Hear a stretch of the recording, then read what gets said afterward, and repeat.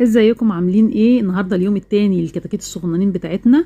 شايفين رحت فتحت البوكسه، كنت مزوده لهم الكرتونه دي قدام باب البوكسه. ليه يا جماعه؟ الجو برد جدا والفراخ كانت بردانه. الكتاكيت طبعا بنبص عليهم كل شويه عشان نعرف اذا كانوا بردانين ولا لا.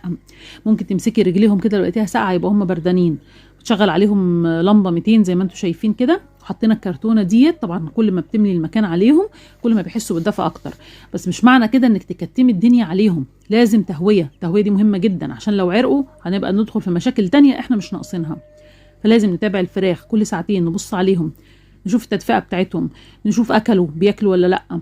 نشوف فتحه التهويه، يمكن جايبه لهم تيار هواء شديد عليهم، ده ياثر عليهم برضو.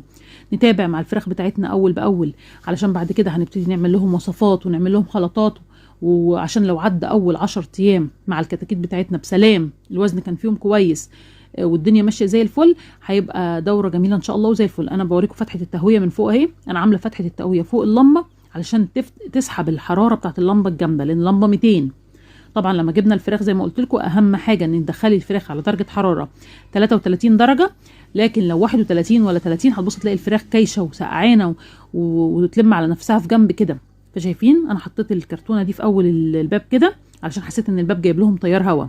طبعا في فتحه تهويه غير ما قلت لكم، الباب اهو فيه كذا فتحه، بس انا مغطيه طبعا بقماشات خفيفه كده. يعني انا مش جايبه شكاير بلاستيك ومقفله بيها، لا، قماش قطن عادي، هدوم من الهدوم القديمه اللي عندي، وبغطي بيهم كده علشان يبقى برضو الدنيا مظبوطه. وادي فتحه التهويه عاملاها من فوق اللمبه من فوق، علشان لو في حراره زايده ولا اي حاجه هتطلع على فوق على طول.